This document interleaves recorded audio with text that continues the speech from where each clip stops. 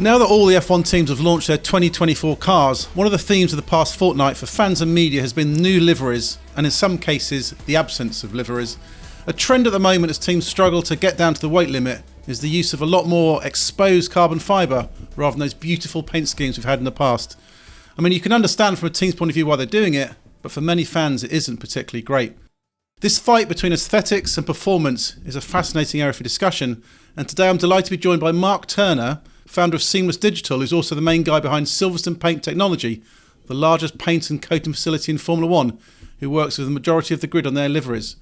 So first of all, hi Mark, how are you? How's the kind of pre-season going? Yes, it's good. It's been a really busy time as always. This time of year it's all go for the first test and race, in particular this year now, because testing is a week before the first race. So basically everything needs to be ready to go to the test and then straight on to the race, so it doesn't come back here. So it's a busy time, definitely. First of all, for our kind of viewers, just tell us a little about what you do. People may know you for those digital sponsor graphics we've seen McLaren use that kind of change the logo as they go on, but you're kind of, before that, you're kind of F1's paint guru, aren't you? Guru might be a strong word, but yeah. So founded Silverstone Paint Technology with my brother in 2008. So prior to that, I'd been working in Formula One with Jordan Grand Prix. My first job was working in F1 and ultimately in R&D. And then, we set up SPT in 2008 and effectively started, painting and supporting F1 teams in their sort of paint work. And then more recently, we've moved into technical coatings. So sort of expanding into other areas of performance within anything that requires a coating or a paint finish. That's kind of really where we're focused on now. I think these new ground effect cars, because teams have been struggling to get to the weight limit, they kind of really thrust this kind of the weight of the paint into our front of our face as they're chasing getting every gram off the car. But if we rewind to the previous era, how has painting technology evolved kind of in the years before we saw these carbon use? Paint mass has always been on the agenda. It's just never been a priority. It's obviously a consideration that it's the furthest extremity of a racing car, the bodywork, and that's not typically where you want to apply any kind of mass.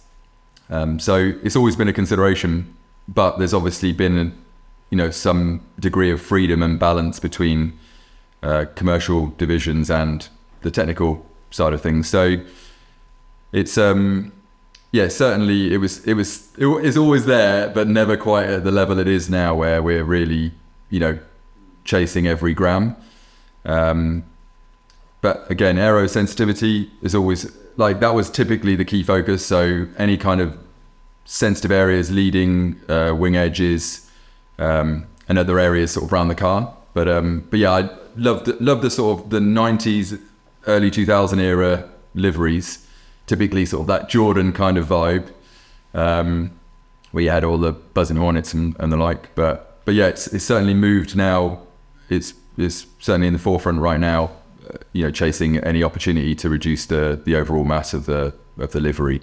Not wanting to give any technical secrets away, but where do you think we were at in terms of when the paint schemes and all those stickers are at their heaviest compared to how light had we kind of got it down to if a car was fully painted? Oddly, I think it's probably moved over time because the cars have grown significantly in size. So the surface area is significantly larger than, say, the early 2000s when you sort of had the naturally aspirated engines. They're a smaller car, and then as we moved into the hybrid era, the cars got a lot bigger. So surface area obviously has a direct effect on how much mass the overall paint and livery is going to cost. But yeah, I mean, some of the heaviest sort of round the pit lane kind of talk, because obviously we can't sort of talk about anything specifically that we're involved in. There were probably just before the last Aero update. So probably 3 years ago, 3 to 4 years ago, we were sitting. Some of the heaviest liveries were over 3 kilos of paint and branding on the cars. That's certainly certainly the indicated kind of torque in the pit lane. And yeah, so that was, I would hazard a guess that would be the peak time, because you've got big cars and you've got some degree of freedom from a mass perspective. So you're not overweight, you're not chasing any, not chasing the individual grams, say. And that would probably be your peak era, I would guess.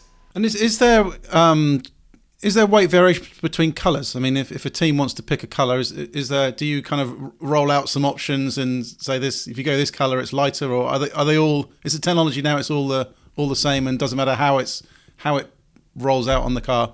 No, I mean typically there is still a discrepancy. It's coverage based, so you're obviously trying to cover a dark carbon surface. So typically, a black grey surface, that the original substrate. So the lighter the colour, the more it takes to cover that dark surface underneath. So if you were putting a white or a yellow down, that would typically be a harder challenge. Would take more engineering expertise to maintain a light system mass, whilst covering a dark carbon substrate. So if you were going for the ultimate, you would choose a darker color. Obviously, the danger in choosing a darker color is that then you could equally just argue to go with the carbon, which is like where we're at right now. So it's a fine line, I guess. But I would say, it's the lighter the color, the harder the challenge. Why don't teams just run a vinyl wrap? Would that not be the kind of the lightest and obvious solution, or is this kind of the paint coating technology you're into, the only answer? The challenge with, again, sort of conventional vinyl wrap is that you're not able to flush any of that in. So what you really want is something that's ultra thin and there's no transition between painted and unpainted areas. Because obviously, if somebody spends a ton of time developing the surface in a wind tunnel, and then a paint shop or a wrapping company comes in and puts whatever they want over it, then that's the last thing you want, really, is sort of a deviation from what the designer and the engineering team have envisaged. So that's ultimately why, I mean, we're somewhat biased, but why we'd say that the paint route is still a requirement, because you can flush it in. So you always see it when people are running their hands over the car trying to find transitions or steps, and that's really what you're always going to struggle with if you're applying something on a surface. Yeah, because I've been to an F1 factory, and they've kind of have a nose cone on display with all the different stickers. And I think in the old days, you'd run your finger down the nose and you'd feel all the bumps of the stickers. And obviously aerodynamicists don't like that. So these days, you run your nose or fingers across the car and it's perfectly smooth, which I guess people like Adrian Newey absolutely love, don't they? I assume that's like what you ultimately want is as close to the original designer for the car as possible without deviation. Because ultimately it's a balance, isn't it, between the sort of commercial requirements to fund the team and be competitive, and also minimizing the impact on that from an engineering perspective. So that's sort of the exciting technical challenge that they face between sort of the push and pull between the two sides of the business. When we first saw these carbon or more carbon cars when the Grand Effect era started, I think it was quite a novelty and everyone quite liked it. So look how beautiful it is with this, black carbon. This is how it should be. But I think as it's gone on, I think fans have grown more weary of it and don't like the lack of colour. What do you think? Your entire career has been spent creating beautiful coloured cars. What do you think about this current push to the black carbon? I'm somewhat biased. I would say I loved the iconic eras of what I was growing up watching on TV, the sort of 90s with Senna and the lights, but then also later on into the Jordan eras, and And now there's still iconic liveries now in F1 where you see a real brand and it's really recognizable. But yeah, I prefer the brighter cars that that have their own identity. Definitely, I don't think seeing it all converge to one grid of black, of carbon black cars would be challenging to follow for starters. So yeah, it's definitely not something I'd love to see. Apart from anything, put me out of a job as well. So, but no, I think that naturally there'll be a solution, and people will continue to push from an engineering standpoint. So, I hope it's not something that continues and gets more widespread, I guess. Are there any technology solutions on the horizon that can bring the weight of any covering down even more to stop this happening? Are there steps you can see rolling out in the future, or is this something reliant on regulations and the minimum car weight to address? I don't know how you'd regulate it easily, because obviously the surface area and the livery, the choice of livery design and where you're painting, where you aren't painting. If you regulate it a minimum, it might make it challenging to actually standardize that across all the cars. I mean, generally also, it's nice to see innovation, because there's a sort of a technical advantage if you can innovate in the sort of paint and coatings area to produce a lighter overall finish that the commercial team are happy with. That's kind of what F1's about. In a way, it's innovating and pushing the boundaries forward. So sometimes it's nice when you're rewarded for innovation rather than it's standardized. So it's push and pull. But again, equally, if we want we want iconic liveries that fans can identify and pick out in a race, that's also important. So not sure what the answer is, but definitely there's steps forward, and it's certainly internally from our perspective, we've made sort of significant strides in the reduction of our overall paint mass sort of for our system, and that's kind of that's been driven by people being interested in it. So you're kind of pushing that and giving feedback to the teams, and then they're pushing you back saying, can you take more out of it, can you do more? And that's exciting without actually stripping away how that looks from an aesthetic perspective. That's really what we enjoy doing. I'm obviously no expert in kind of car coatings and all that sort of area, but is there not a way to colour the carbon? Is there no kind of chemical process or things so you could have a coloured car with actually no paint on it at all? It's not completely in area of expertise, but you're still back to the same issue in that your core substrate is dark grey and black. So for you to dye that in a way that, like, there are some beautiful products out there where you see these road cars and they've got a light sort of hue to them, where that's typically a dye that's used in the material, but that's not producing a vibrant color. So the further away you get from that, the more it looks like still like a fairly dark car, in certain lighting situations it'll be really striking, but in others it will look like a carbon car. So it's not as straightforward as that. In addition, obviously the carbon that's being used in F1 is performance structural, and it's performing specific structural requirements. So I think it wouldn't be something I imagine the design teams would be really keen on, is us interfering with pigmenting